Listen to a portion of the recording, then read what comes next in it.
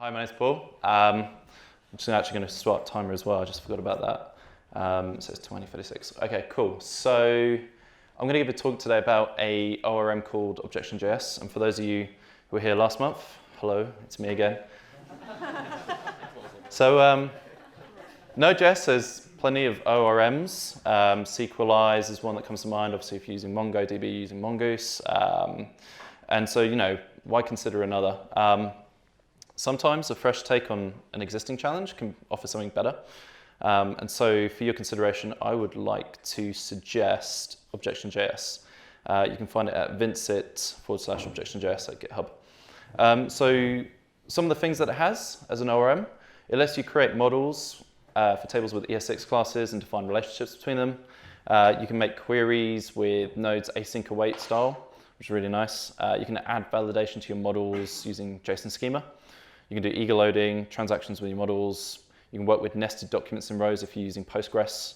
It's got a HStore feature. You can do graph inserts and updates. I'll show you a graph inserts later on, and you can do some more stuff. But let's get cracking. Okay, so the way you install it is you've got to install two dependencies. You've got to install Knex and Objection. So Nextjs, I think it's called Knex, but it could be called Knex, I don't know.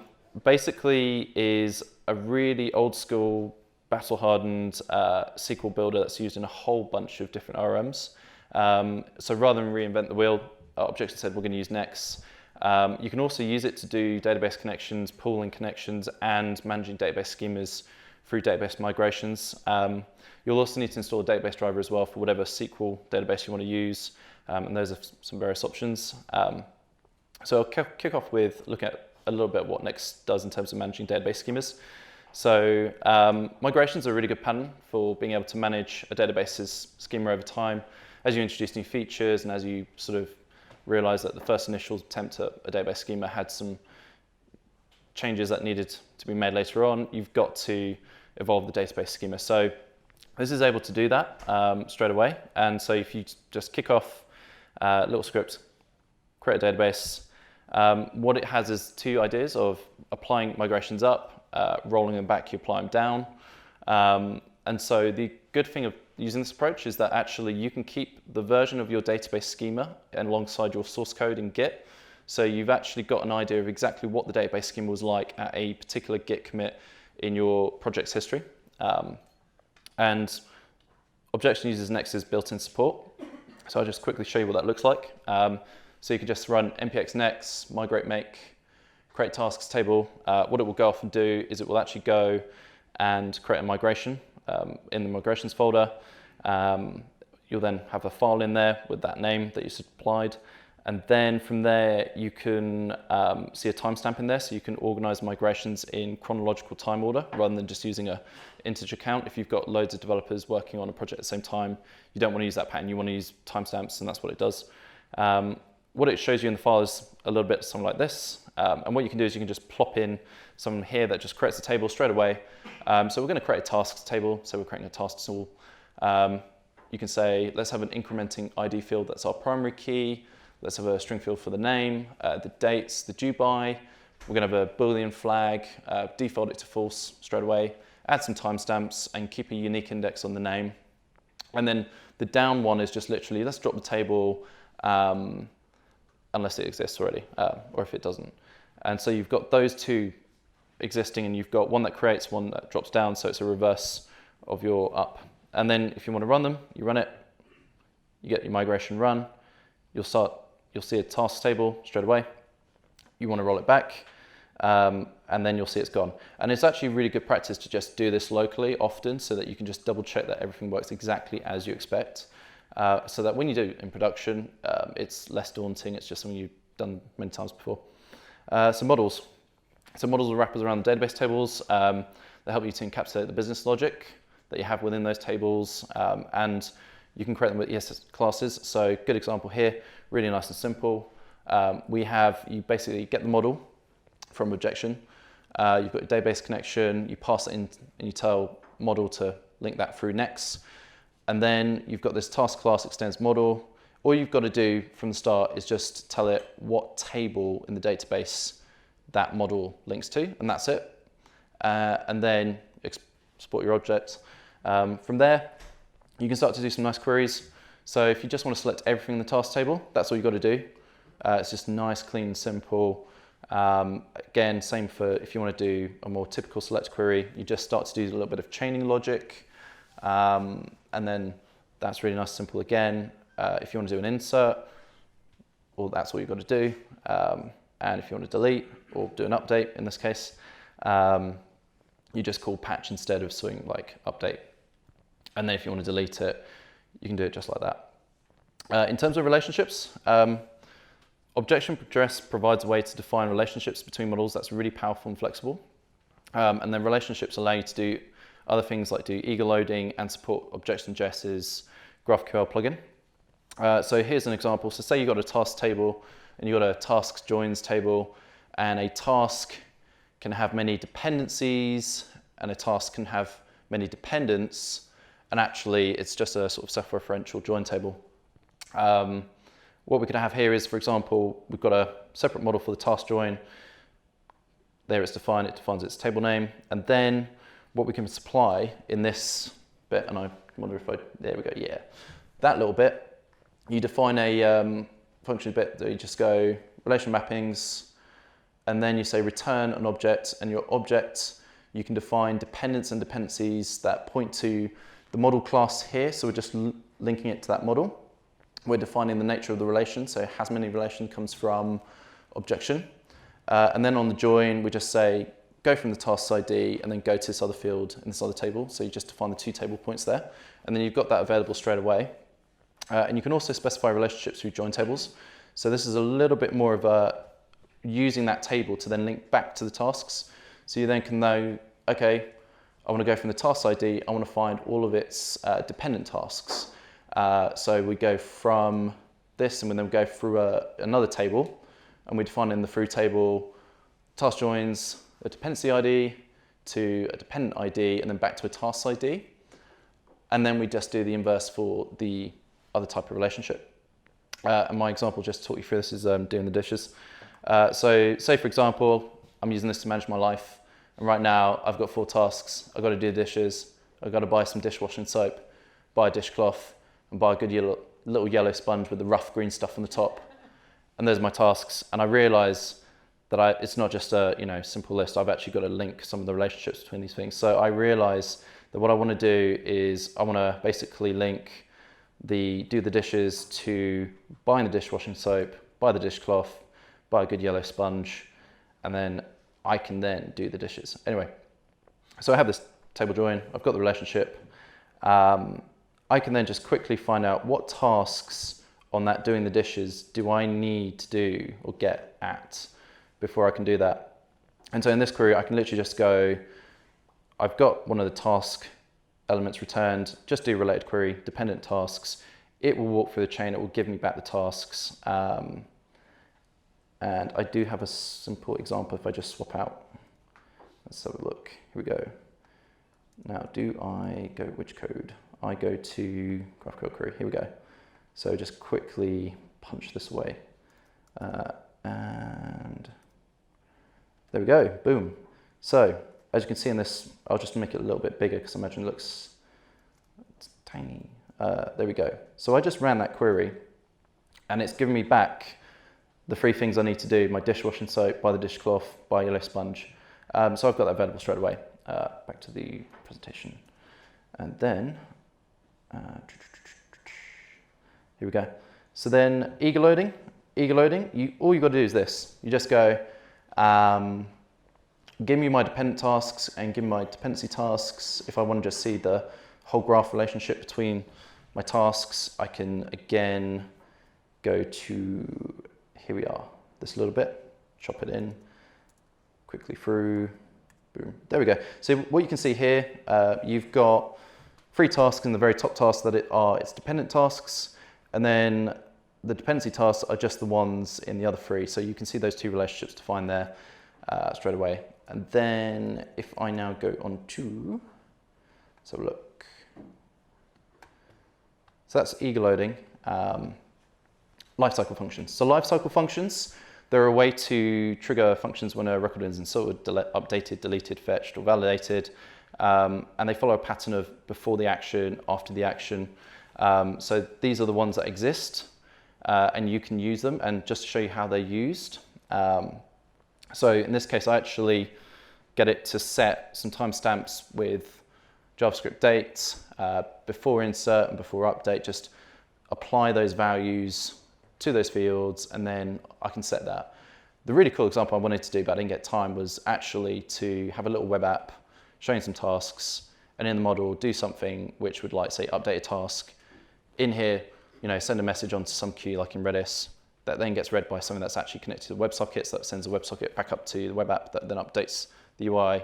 You have all this potential to, like, use these in really interesting different ways. So that's another option you've got there with using these sort of lifecycle functions. And then validations. So Objection allows you to add validation logic to your models using JSON Schema. And the validation logic will raise errors which can then be intercepted with try catch. So here's a good example from one of our internal projects at StarCount.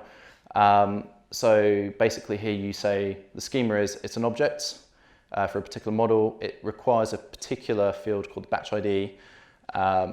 You then define what properties exist, what their types are, what formats they need, if they're read-only or not. And then that is used when you're trying to create any kind of records or update records to then perform validation logic for you. And it's JSON Schema, so this is actually a standard that's out there. And if you add JSON Schema to your models, you get to do some really cool plugins later on.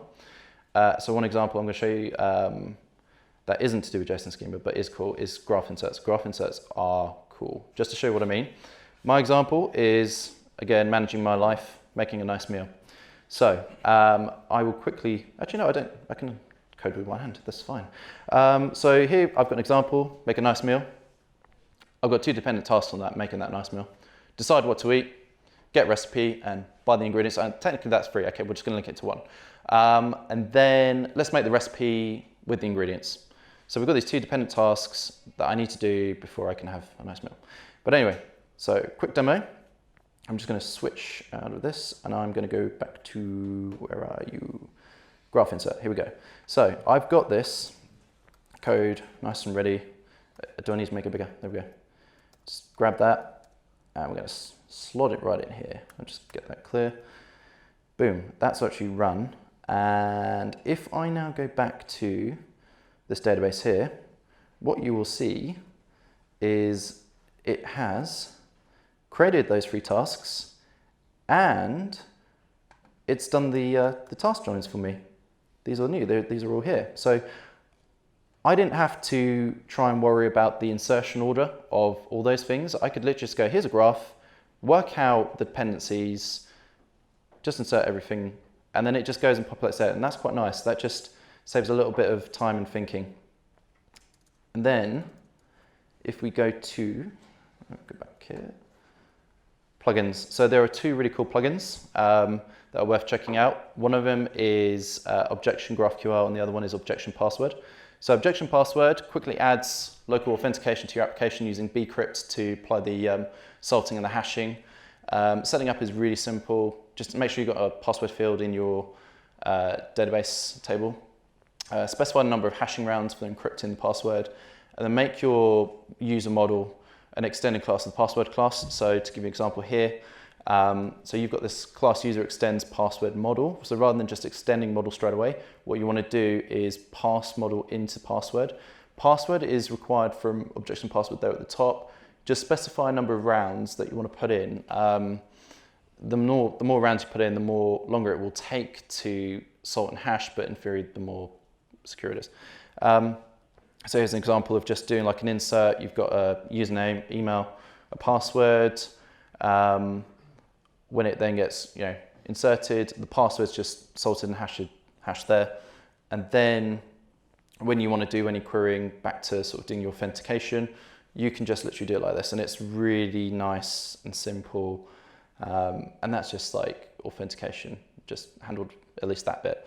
There is many aspects of authentication, but this is like at least that bit taken care of. And then the second plugin that I'm really, really enjoying is ObjectionGraphQL. So ObjectionGraphQL allows you to put a GraphQL API on top of your Objection.js models with a few lines of code. And you will need to have your models using JSON Schema in order to get the benefits of this. So to show you what I mean, I'm going to go to a quick little demo. Again, another project at StarCount that we did was, actually I'll show you the project quickly because it's cool. Where's the web page? Here we are. Was this, no, not that, this. So this is a customer dashboard. We built this for CEOs of companies to basically work out what's going on in their business from a very top-down: sales, customers, customer segmentations, key performance indicators that they use to evaluate their mainly retail businesses. And we basically have this like storing loads of data and objections used in this case. And as you click on update, it will do stuff or not. There we go, boom. So it's a nice way for them to filter. In terms of the code repo, there's all these models here. There's about 21 models, I think, off the top of my head. There's lots of models, but the really interesting thing is I was running a little API for it, and then I thought, what if I could use GraphQL? It turns out you can. So to use GraphQL schema, all you got to do, say this is all your models, you've got to load GraphQL builder here, then you require all your models, there's a nice long list, and then you pass them in here. Now, the reason I do the field name and list field name here is because there's actually a pluralization bug in the plugin at the moment. It just adds an extra S rather than doing proper pluralization. But you can basically specify this and tell it, okay, these are the different models that I have. And then you go click build, and we just export that schema here. And then to load it in, I literally just had GraphQL's there, express GraphQL, passing the schema, passing the GraphQL, boot up the app, load up the options here, just specify the endpoints, APIs up there, and straight away I have basically a GraphQL API with just the models. So it becomes really simple to then just start doing queries and like getting data and even just seeing what actual fields exist on all of the different schemas. And there's lots of schemas. And that's really powerful. Like I literally, all I could do is write the models, write my business logic, put GraphQL on top, and I've got an API. So that's really cool. So that's why I really was sort of like, this is a really good library. Anyway, back to the presentation. In terms of performance, because everyone asks about ORMs, they go, well, ORMs are usually put on a sort of payload legacy to being able to do the fetching and then instantiating all the objects in memory and all that. Do benchmark it and see what the benchmark impact is like, because that is usually a good way to evaluate what the cost of using an ORM is for your various projects.